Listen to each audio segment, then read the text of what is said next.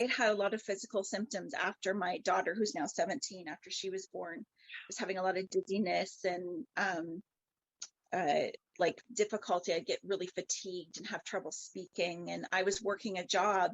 I worked for Bell Canada, and I was on the phones all the time and sitting in front of that computer screen for 8 hours a day and talking. I was just a mess. I would go out and sleep in my car at lunchtime, or I'd take breaks and sleep in the sleep room, because I was just mentally, emotionally, and physically exhausted at all times. And it was just no way to live.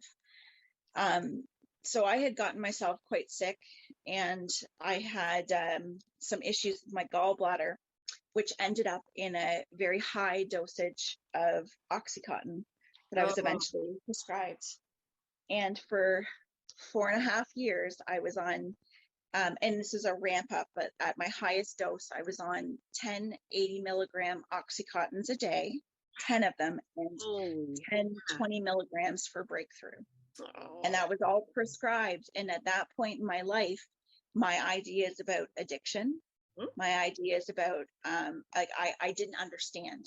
Sure. I really didn't understand addiction. I certainly was naive enough to not understand that you could become addicted from a prescription through a doctor. So my ideas of it was very much about what you would see on the street with somebody addicted. Sure. And of course, that was a very, very big learning lesson for me, because I realized how easy that is. And I also realized that I had a lot of emotional pain and had a lot of issues that drug really helped take away from me. And so it became more than physical pain, but it became a treatment for emotional pain. And I started to feel normal on that drug. Michelle, wow. What a story. That's the way it works. We have no idea. It's a process. You start self-medicating without knowing you're self-medicating. And you're like, oh, gosh, I feel better. And I don't know why. Not only is my pain gone, but I just feel okay. It's like ignorance is bliss.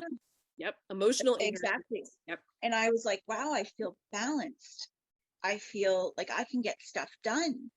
I was like, I felt like super mom for a while. I'm like, no pain and I'm functioning. And so I thought, but of course that only lasts for so long until that starts to take on a monster of itself. And before I knew it, I was running out of medication. I was in withdrawal all the time, and things were really starting to go down a different road. And I remember before I went off the drug, I can remember laying in bed one day and I was in the worst state of withdrawal. And I remember writing a letter to God, and I was like, okay, dear God, if you help me out of this, I promise I will do whatever it is necessary. I will help. I will be of service. I will get my act together. I'll do what I need to do. And I still have the letter upstairs in a book. But shortly after that, I got help. I got sent to an amazing doctor who to this day still follows me. He's an awesome man, who really helped me get to the bottom of it, really helped me understand why that happened to me in the first place. And that was an opening door for my healing to begin. And as I started down that road, I ended up getting pregnant with my son, who is now 8. And he was born in 2012. And in 2014, I found out that I had cancer, that I had breast cancer. And it was a 7x7 tumor in my left breast. And it had already spread to the lymph nodes. And I was still breastfeeding my son. And honestly, I thought that I had mastitis, or I had something, like, I didn't really think it was cancer. But what was interesting is looking back, I did know something was wrong, because I remember turning on the TV and Robin Roberts was on something on Good Morning America or something. She was talking about her breast cancer. And then I'd turn on to something else and there would be something else about breast cancer. Like I was getting these signs all over the place. And when I went and got checked out, even my doctor didn't really think it was cancer, but they diagnosed me right on the spot. with an ultrasound. And so that started this next chapter of my journey, which was I started 2 weeks later into 6 months of chemotherapy to shrink it, because they couldn't, it was inoperable at that point, so they needed to shrink it. And for the first 30 days after my diagnosis, I was numb. I was completely numb. I was, I went through anger, guilt, shame, frustration. I was mad at myself because I felt like I did it to myself, that, you know, with the addiction to Oxycontin, all the things, like I had so much guilt. My kids had already been through so much at such a young age that I thought, you know, now they've got to go through this. And I was definitely in a place of victimhood. And my daughter, who was 7, she's now 15, but she's 7 at the time. And I remember her coming up to me, and I was in bed and just couldn't function. And she says, "Mom, are you gonna die? Like, are you gonna live, or are you gonna die?" And she was very matter of fact about it. And I said, "Well, of course I'm gonna live." I said, "I'm not going anywhere. I'm gonna live." And she was so good with that answer. It was like I gave her that answer, and off she went, and she was good. And I thought to myself, why can't I be okay with that? Like, why can't I say that to myself? And that day, something had changed in me, because I thought, I'm not going to look on the internet anymore. I'm not going to research this. I'm not going to let a doctor tell me what my lifespan is. I'm not going to even entertain death, because I'm here right now. I'm alive right now. So I'm not going to keep going to that. I'm going to live. And it was like this thought of, what's the one thing you never did, Michelle? You always focused on all of your illnesses, on all of the bad things that were happening in your life. And it, you know, some people would say to me, "Oh, Michelle, I thought you were a really positive person." And I was outwardly, sure, to the most part. But on the inside, I was constantly worrying. I was constantly, you know, stressing about everything and pushing things down. So that started a difference in the way I thought. And I just thought, I'm going to make this an adventure.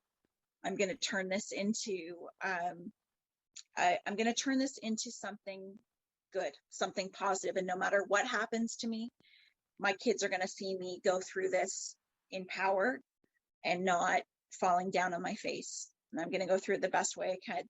And that, what I understand now, is that really changed my vibration. That really changed the way that I was operating. And then my reality started to change. The everything started to change. And after I had my surgery, I came out of that surgery and I was different. It's the only way I can explain it. I was ready to change my life. I was excited to get on with things. I knew I was going to do something to help people, but I still at that point didn't really know what that was going to be. I just knew it was going to be something. But it was maybe, trying to think, it was 2015. I had my surgery in January, and it was that following fall that I met Erik.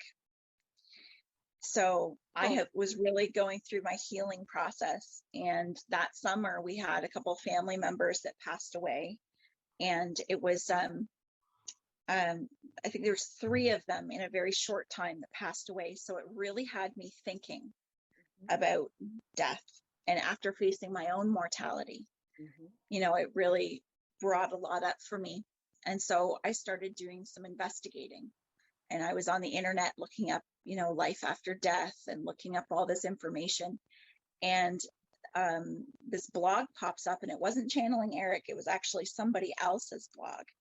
And they were talking about their spirit guide.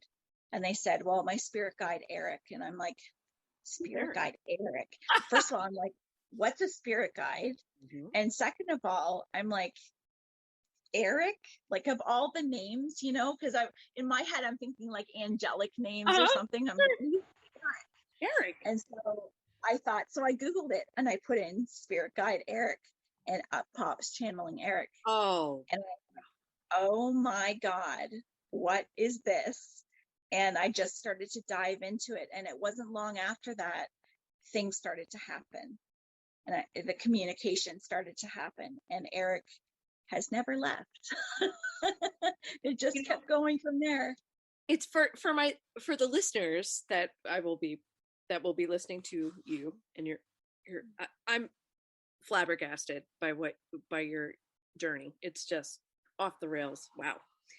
You are a tremendous human being, and your spirit is just boom. You're amazing. I'm so proud of you. What hell? And what talk about taking the absolute worst and just making it a beautiful thing. Like, just keep swimming, just keep going. Dory, just keep swimming. Definitely. Oh, that's my students used to call me Dory. They're like, Miss Graham, you remind us of Dory. I'm like, a fish? They said it just keep swimming. But it's true. It's just the way to go. But for our listeners right now, not, I especially in the Mental Health News radio network, I haven't really talked much about Erik. Maybe you could introduce them to this Erik character, because I think everybody needs a little taste of Erik in their world. Yes. Oh, and he is happy to hand it over. Yeah, he is. And he's here too right now. Hi, Erik. He says hello. He's like pulling up a chair right now, like he's getting himself comfortable. Good. Get comfortable. Get a cup of coffee. Yeah, exactly. So Erik is a forever 20-year-old. Erik, in, I believe it was 2009, he had shot himself, committed suicide, and he came from a large family. His mother being a medical doctor and a physician, absolutely devastated, of course, after he had passed. And Erik had suffered with bipolar, with Tourette's.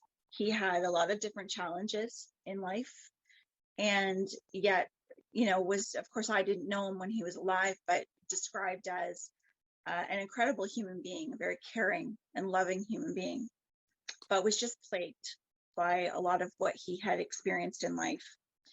And so after Erik had taken his life, he began to show himself to his family.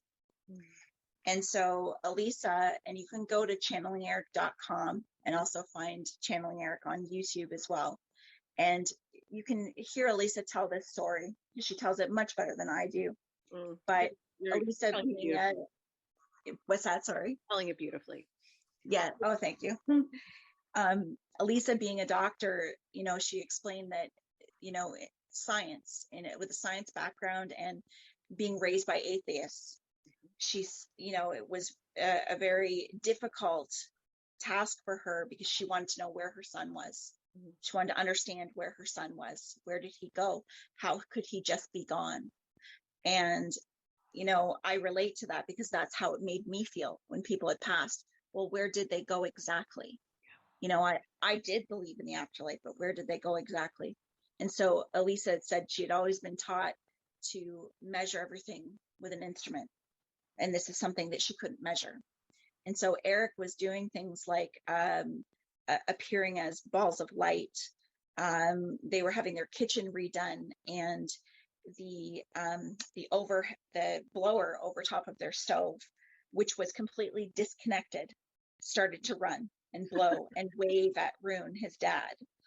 And they were having dreams about him. And actually, Elisa one night had seen Erik like he was in the flesh on the end of her bed. And he was with her sister who had passed, was sitting there with him, and he was jumping from side to side on the bed. And Elisa was just astonished looking at him. And he turned to her and said, "Mom, you see me?" And they hugged, and she said it was very physical. Oh. She could feel it. So the experiences that this family was having of the proof that Erik was there. And yet Elisa still said, she goes, it was like having 90% there of believing, but yet would always kind of go back to, did this really happen? Did this really? So she had, and this is how Channeling Erik was born. Her daughter, Christina, I believe, opened up Channeling Erik a blog so that she could cathartically write about her experiences. and could write to share her grief with others, because that's how she has